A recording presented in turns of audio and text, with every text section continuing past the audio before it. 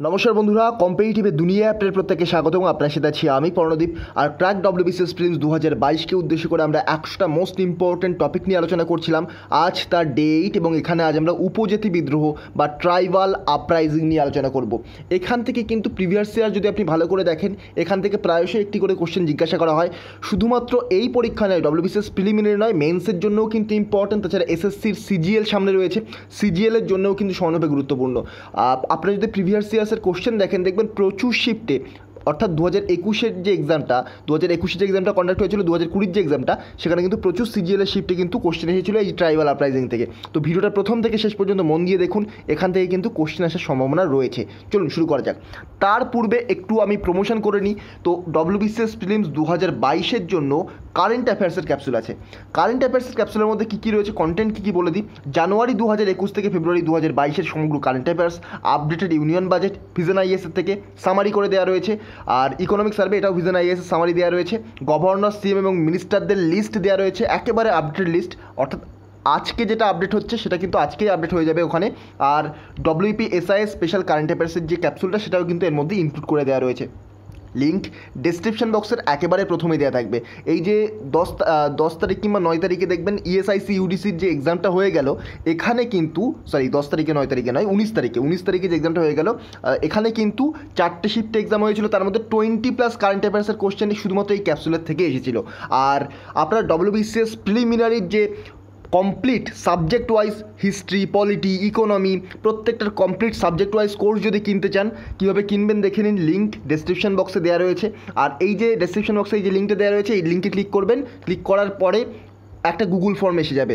Google ফর্মের ভিতরে যাবেন, ওখানে দেখবেন পেমেন্ট ID দেওয়া রয়েছে, UPI ID, bank details, QR code দেওয়া রয়েছে। ওখানে পেমেন্ট করে আপনি তার স্ক্রিনশট নিয়ে আপনার নিজের নাম, ইমেল ID, পেমেন্ট প্রুফ দিয়ে সাবমিট করুন। 4 থেকে 6 ঘন্টার মধ্যে কিন্তু আপনার কাছে কোর্সটার যে লিঙ্ক সেটা চলে যাবে। কোনো রকম প্রবলেম হলে এই ইমেল IDতে কিন্তু আপনারা মেল করতে পারেন। তো কিনে ফেলুন, বেশি দেরি করবেন না, তাহলে কিন্তু রিভিশন দিতে পারবেন না। মোটামুটি আপনাদের আর 1 মাসের মধ্যে কিন্তু কোর্স কমপ্লিট হয়ে যাচ্ছে। অলরেডি আমাদের পলিটির ম্যাক্সিমাম, ইকোনমির সম্পূর্ণ, জিওগ্রাফির যে কোর্স সেটা কিন্তু আপলোড করা শুরু হয়ে গেছে। বাকিগুলো কিন্তু অলরেডি তাড়াতাড়ি হয়ে যাচ্ছে, খুব তাড়াতাড়ি হয়ে যাচ্ছে। তো আপনারা কিন্তু তাড়াতাড়ি কিনে ফেলুন। লিঙ্ক কিন্তু ডেসক্রিপশন বক্সে দেওয়া রয়েছে। এই লিঙ্কটা এখান থেকে ক্লিক করলে আপনারা কিন্তু বুঝতে পারবেন যে কীভাবে কী করতে হবে। চলুন শুরু করা যাক।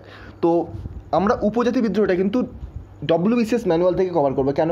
দেখুন, আপনি স্পেকট্রাম থেকেও কভার করতে পারেন, কিন্তু স্পেকট্রাম থেকে যদি কভার করতে পারেন প্রচুর আপনাকে পড়তে হবে, কিন্তু WBCS প্রিলিমিনারির পার্সপেক্টিভ থেকে অতটাও কিন্তু ইম্পর্টেন্ট হবে না। তো WBCS ম্যানুয়াল থেকে আপনারা যদি এটা কভার করতে পারেন, দেখবেন ছকের আকারে দেওয়া রয়েছে, ছোটো করে দেওয়া রয়েছে, এবং আপনার কিন্তু ভয়ও লাগবে না। কারণ এই যে ট্রাইবাল আপরাইজিং, এটা স্পেকট্রাম থেকে পড়তে গেলে প্রচুর পেজ রয়েছে এবং সেখানে কিন্তু আপনার অনেকটা টাইম যাবে এবং সেটা কিন্তু আপনি ভয়ও পেতে পারেন। তো স্পেশাল এবং সবচেয়ে গুরুত্বপূর্ণগুলো আমি এই WBCS ম্যানুয়াল থেকে মার্ক করে আপনাদের বলে দেবো, এবং এগুলোই আপনাদের পড়লে কাজ হয়ে যাবে। আপনারা স্ক্রিনশট নিয়ে নিতে পারেন বা আপনাদের কাছে বই থাকলে সেখান থেকে পড়ে নেবেন।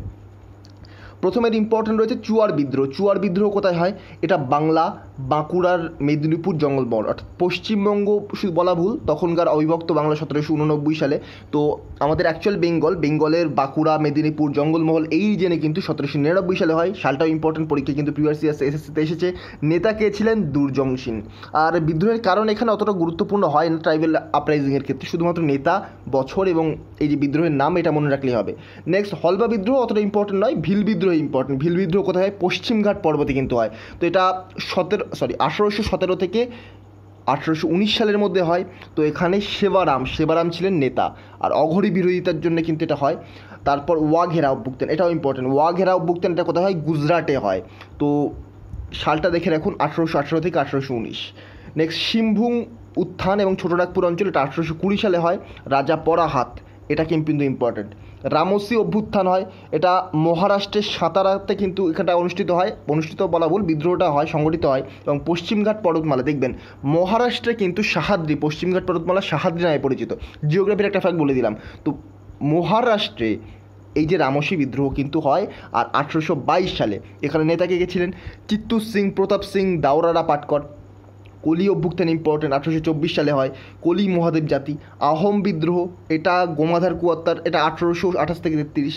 খাসি অভ্যুত্থান, এটাও ইম্পর্টেন্ট, 1829 থেকে 32, তিরট সিং। তাছাড়া কোল অভ্যুত্থান ইম্পর্টেন্ট, কোল 1831-32 সালে। বুদ্ধু ভগত, কোল অভ্যুত্থানের সাথে জড়িত, ভেরি ভেরি ইম্পর্টেন্ট। কোল অভ্যুত্থান ছোটনাগপুর অঞ্চলে হয় 1831-32 সালে।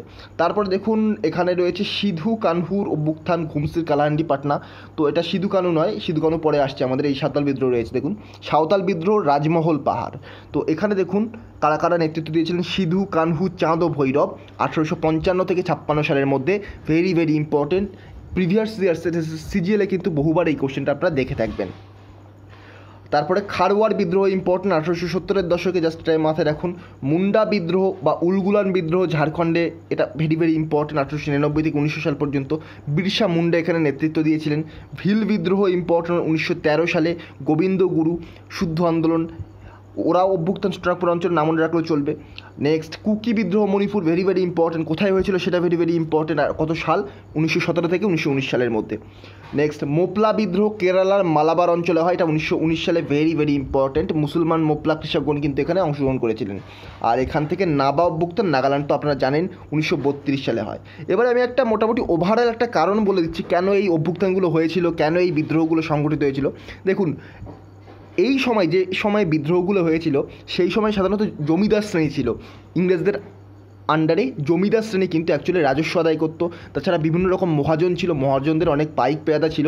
সেই সব মহাজনরা কিন্তু সামান্য, আমি কতদিনও বলেছিলাম কৃষক অভ্যুত্থানের সময়ও বলেছিলাম, এটাও অনেকটা একই রকম কারণ ছিল।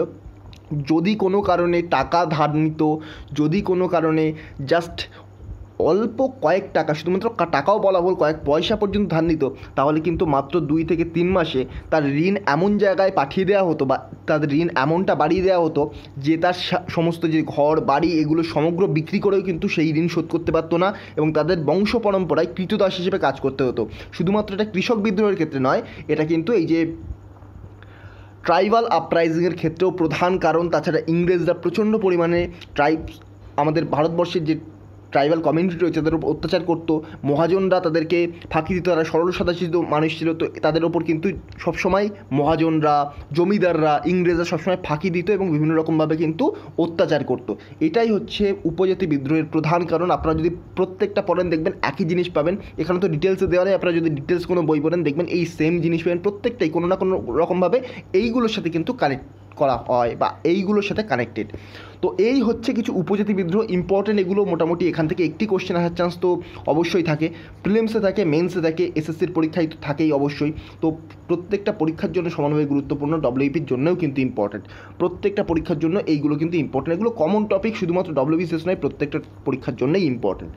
তো যদি ভিডিওটা ভালো লেগে থাকে, এই ধরনের ভিডিও আরও পাওয়ার জন্য চ্যানেলটিকে সাবস্ক্রাইব করুন, পাশে থাকা বেল আইকনটিকে প্রেস করতে ভুলবেন না। তো অবশ্যই আপনারা WBCS প্রিলিমসের ক্যাপসুল কিনতে পারেন, লিঙ্ক ডেসক্রিপশন বক্সের একেবারে প্রথমে দেওয়া থাকবে। আর কমপ্লিট প্রিলিমসের সাবজেক্ট ওয়াইজ কোর্স এরও লিঙ্ক কিন্তু ডেসক্রিপশন বক্সের একেবারে প্রথমেই দেওয়া থাকবে। তো চলুন আজকের মতো গুড বাই, নেক্সট ভিডিওতে আপনার সাথে আবার দেখা হবে। Thank you.